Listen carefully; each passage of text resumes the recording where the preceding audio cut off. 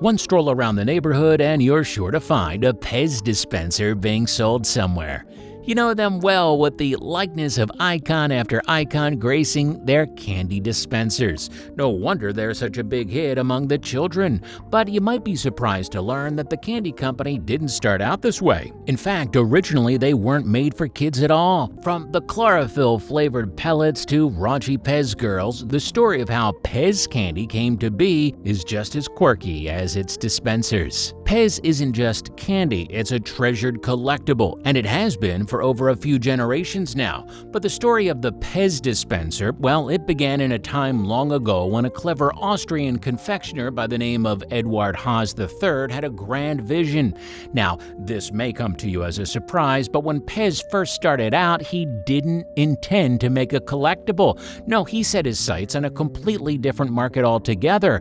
Back in the 1920s, young Eduard Haas was already the proud owner of a flourishing bakery business in Austria, something he had inherited from his dear old father. You see, it all began way back in the year 1894 when his father, the first Eduard Haas, started the Ed Haas Company. Their grand endeavor was to share the wondrous invention of baking powder, and they dabbled in selling other magical ingredients too. When Eduard Haas III took the reins at the tender age of 18, he had a bit of a eureka moment. He decided to spread the word about their pre-measured cake mix, and he did so by crafting their very first newspaper advertisements, filling the pages with promises of delicious cakes that could make even the fullest of stomachs rumble, and his father's cake mix sold like hotcakes. The instant success of that Haas baking powder lit a fire in the heart of the young businessman. He had a dream, you see, and that success inspired him to set his sights on the world of sweet treats. Not only did Eduard Haas III want to make delicious confections, but he also had a noble cause close to his heart. He was one of those folks who didn't like the smoking, and he was an advocate for quitting that habit.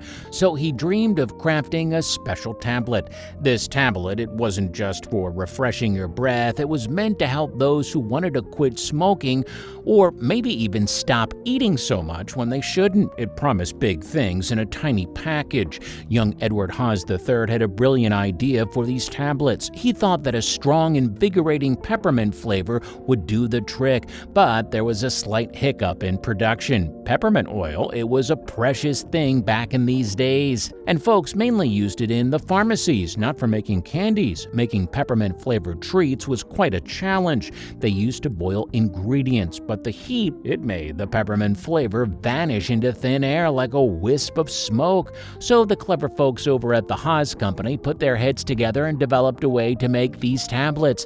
They took confectionery sugar and mixed it with that precious flavoring, and then they used thousands of pounds of force, just like a blacksmith forging a sword, to squish it all together. The result, tiny bricks that held their flavor. Now, these candies, they didn't start in those colorful dispensers with the world's most popular heads like you see today. No, back in the day, they came in metal tins or fancy foil paper wrapping, all dressed up in their Sunday best. It was a different world, but they were just as delicious, so don't get it twisted. Now, before our friend Haas could share his new creation with the world, he needed a name for it, something catchy and easy for everyone to say. For this, he had to do a little wordsmithing right there in his workshop. He reached into the German language and found the word for peppermint, which was pfefferminz. Then he took the first, middle, and last letters of that word, like picking out the juiciest tangerines off a tree, and made a new word. Pez. It was simple and snappy, and it rolled off the tongue just right, and that name would go on to become known all around the world. The first Pez candies were called Pez Drops, and they were pretty fancy. Not for the little ones, but for the grown-ups. The folks at the Ed Haas Company, they had a grand plan to introduce these peppermint treasures to the world. So what did they do? Well, they hired young ladies to drive these trucks all around the bustling places in town. These trucks were all dressed up in Pez colors, and the girls, they wore special Pez uniforms. They'd park near busy squares and big events, just like those grand parades you see on holidays, and they'd hand out these peppermint treats for free.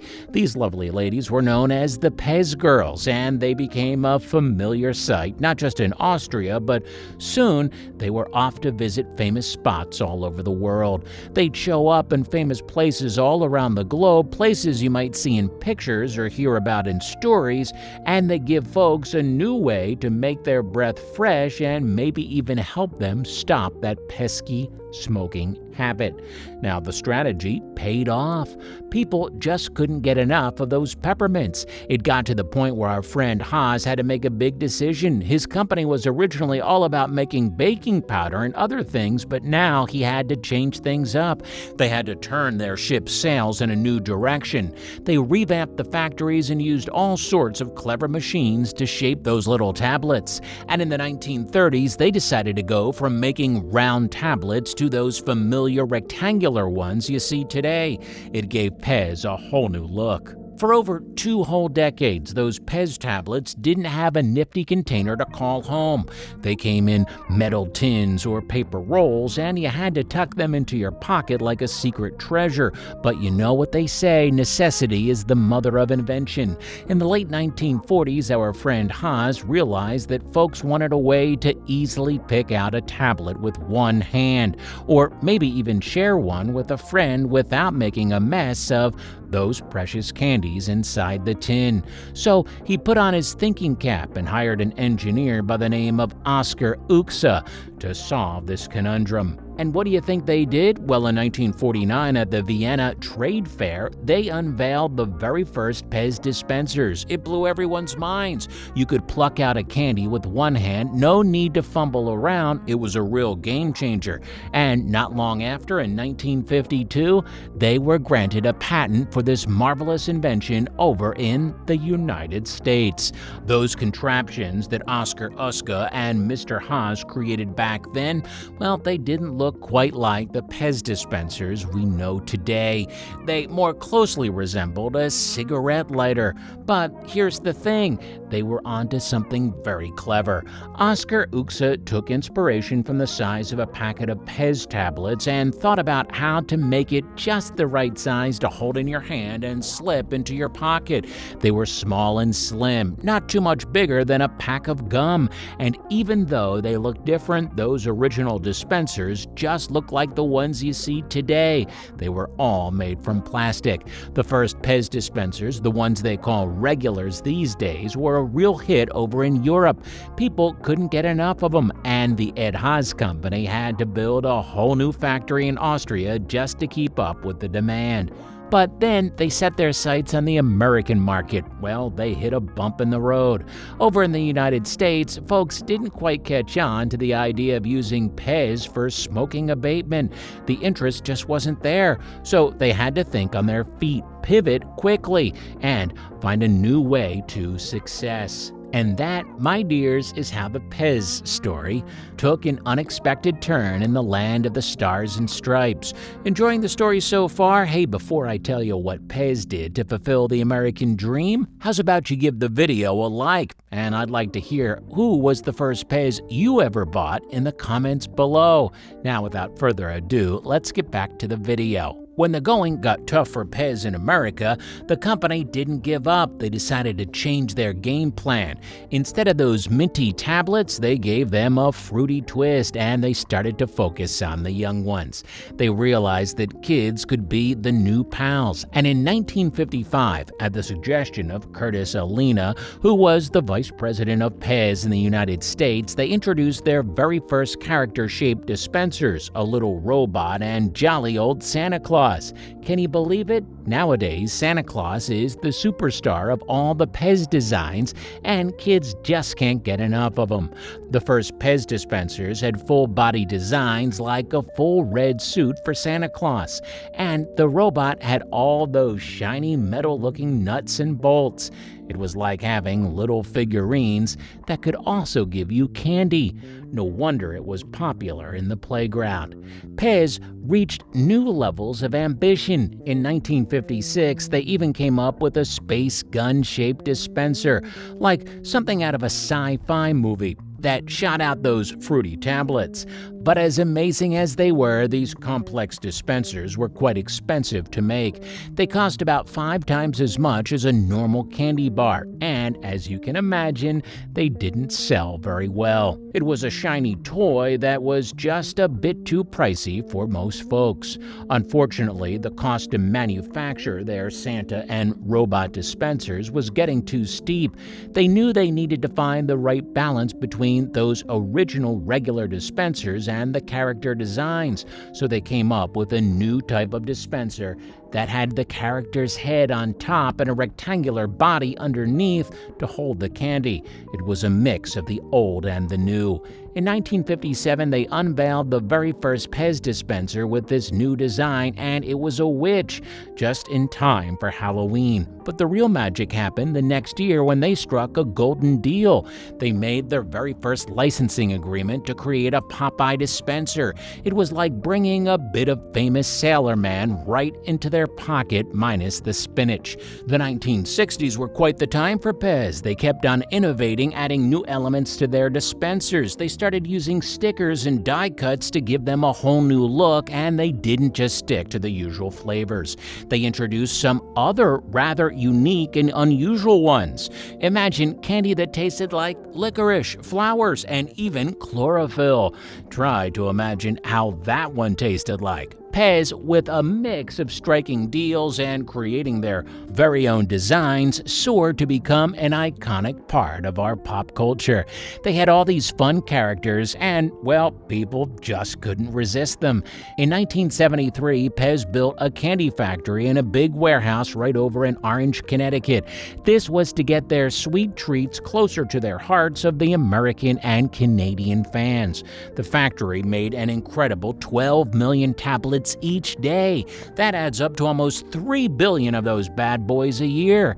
Now, every story has its chapters, and in 1986, Mr. Haas, the man behind the candy empire, he left us to watch over the Pez legacy from up above.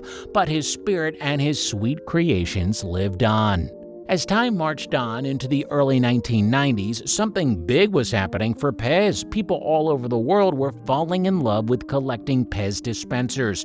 It became such a big deal that on that special day in history, June 15th, 1991, they held the very first Pez Collector Convention in a place called Mentor, Ohio. Pez heads from all walks of life met up with each other, sharing, appreciating, and even trading dispensers with each other. Pez dispenser trading was about as popular as trading baseball cards in America. Forbes put Pez on its cover in 1993. It was a big spotlight shining on our beloved candy dispensers, and a whole new demographic got to see how wonderful they were.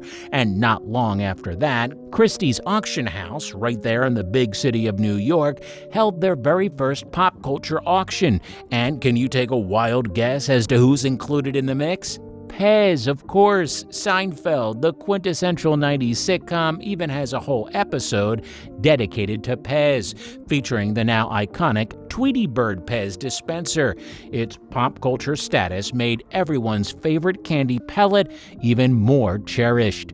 In fact, they were so cherished that some dispensers can fetch for thousands of dollars. There was this one shaped like a political donkey all the way back from 1961. It found a new home for a whopping $12,500 in 2013. And guess what? A pair of political donkey and elephant dispensers, they went to a new owner altogether for a grand total of $20,000 in the same year. Ain't that a steep piece for a hunk of plastic? Oh, and don't forget those fruit-shaped heads from the 1970s like pears and pineapples. Some of these little guys have fetched quite a higher price, with pears going for $500 to $1,000 and pineapples for a whopping $3,000. And just to give you an idea of that range, you can still find original full-body Santa Santa Claus Pez dispensers on eBay for just over $100. No matter who you are or what you like, there's a Pez dispenser out there for you. And that's how Pez and their wacky dispensers made its way into your hands. Do you have your own Pez story to tell? I'd like to hear all about it in the comments section below. And if you liked the video, please consider subscribing to the channel. It's been a pleasure, and I'll see you in the next one.